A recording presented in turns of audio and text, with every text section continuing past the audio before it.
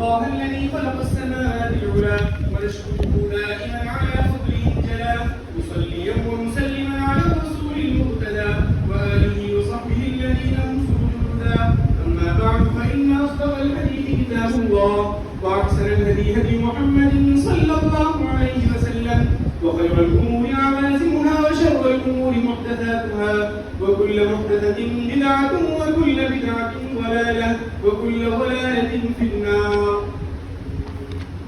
أما بعد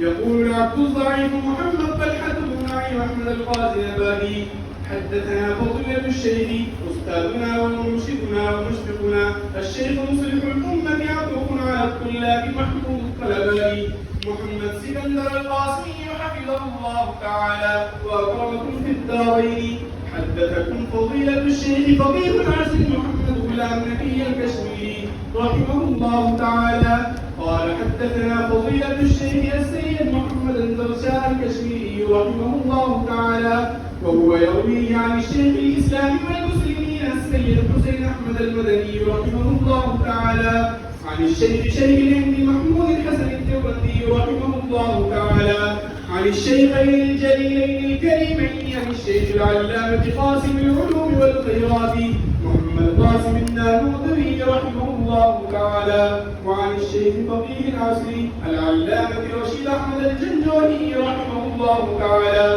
وهما يرويانه عن العارف بالله الشيخ شاه عبد الغني المجددي رحمه الله تعالى عن الشيخ شاه محمد إسحاق الدهلوي رحمه الله تعالى عن الشيخ شاه عبد العزيز الدهلوي رحمه الله تعالى وهو يروي عن العارف بالله الإمام الجليل المحدث الكبير شيخ ولي الله أحمد بن عبد الرحيم الدهلوي رحمه الله تعالى عن الشيخ أبي طاهر الكردي قال أخبرنا والدي إبراهيم الكردي عن الشيخ أحمد القشاشي قال حدثنا فضيلة الشيخ أحمد بن عبد القدوس المنشابي والشنابي عن الشيخ شمس الدين محمد بن أحمد بن محمد الرملي عن الشيخ زين الدين زكريا بن يحيى بن يحيى زكريا الأنصاري عن الشيخ الحافظ بن حجر العسقلاني رحمه الله تعالى عن الشيخ أبي الحسن علي بن أبي المجدد الدمشقي عن الشيخ أبي العباس الحجازي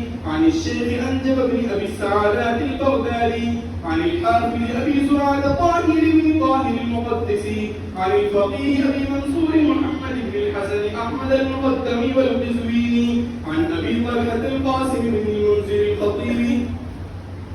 عن أبي الحسن علي بن إبراهيم بن سلمة بن بحر القطاني وهو عن مؤلف الكتاب أبي عبد الله محمد بن يزيد المعروف بابن ماجة القزويني رحمه الله تعالى